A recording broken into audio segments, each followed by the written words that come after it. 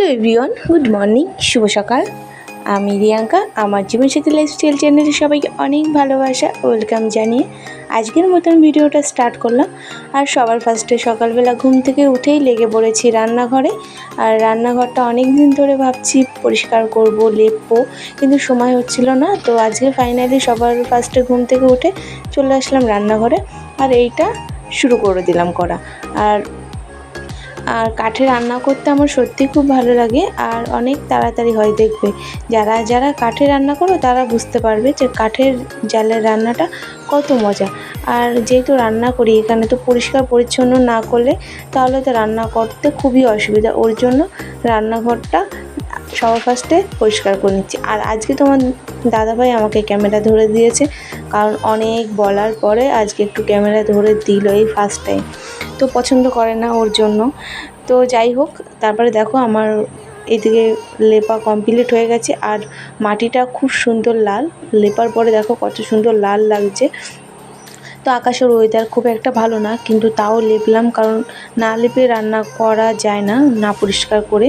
আর অনেকটা মাটি লেগে গেছে, 2 গাবলা 3 গাবলা মাটি। তো মাঠ থেকে এনে তারপর আমি আজকে রান্নাঘরটা লেপলাম।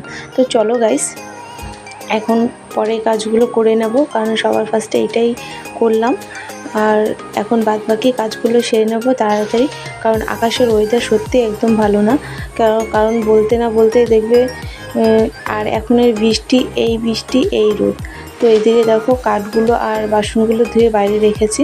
তো আকাশের ওয়েদার একদমই ভালো না। তো চলো, আর দেখো বলতে না বলতেই হাওয়া ছেড়ে দিয়েছে আকাশে। আর বললাম তোমাদের, কারণ আকাশের ওয়েদারটা একদমই ভালো না। আর এখন এই বৃষ্টি বলা মুশকিল, কখন হবে কখন হবে না। তো দেখো আকাশে মেঘ উঠছে প্রচণ্ড। তো আমি এইদিকে দেখো সকালবেলা উঠে আগে একবার ঝাড় দিয়ে নিয়েছি, আবার আমাকে ঝাড় দিতে হবে, কারণ উঠোনে অনেক পাতা পড়েছে। দেখো মনে হচ্ছে হয়তো আমি এখনও ঝাড়ই দিইনি, কিন্তু এখন 11টা 12টা বেজে গেছে।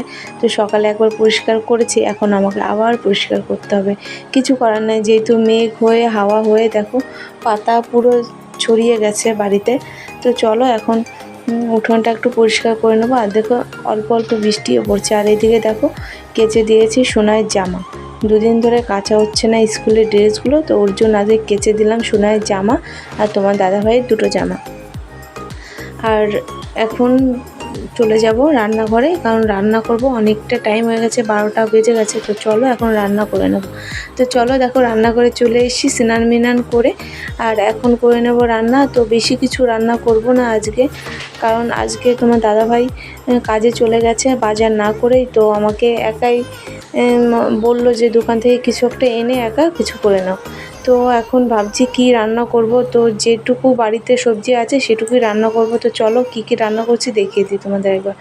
তো এইদিকে দেখো পটল আর তোমার আলু কেটে দেখো ভেজে নিচ্ছি। আর একটা নিরামিষ সবজি করব, সেটা হলো দেখো ডাঁটা, কাঁঠালের আঁটি, তারপরে আলু দিয়ে একটা পটল, সব কিছু মিশিয়ে একরকম একটা ঘ্যাট বানাবো। তো এটা দিয়েই আজকে আমাদের দুপুরে খাওয়া দাওয়া হবে, কারণ বুঝতেই পারছো বাজার নেই একদম। তো তোমার দাদাভাই না আসলে বাজার করতে পারবো না। তো চলো এই ছোট্ট একটা মিনি ব্লগ তোমাদের সঙ্গে শেয়ার করলাম। তোমাদের কেমন লাগলো অবশ্যই কিন্তু আমাকে কমেন্ট করে জানিও। আর যদি ভালো লাগে অবশ্যই লাইক, কমেন্ট, শেয়ার, সাবস্ক্রাইব করতে ভুলো না। আর আমার চ্যানেলের পাশে থেকো সবাই প্লিজ, তোমাদের সাপোর্টটা আমার খুবই দরকার, কারণ কেউ কারোর সাপোর্ট না পেলে কেউ কোনো দিন বড়ো হতে পারে না। তো চলো গাইস, ভিডিওটা এখানে শেষ করলাম। ভালো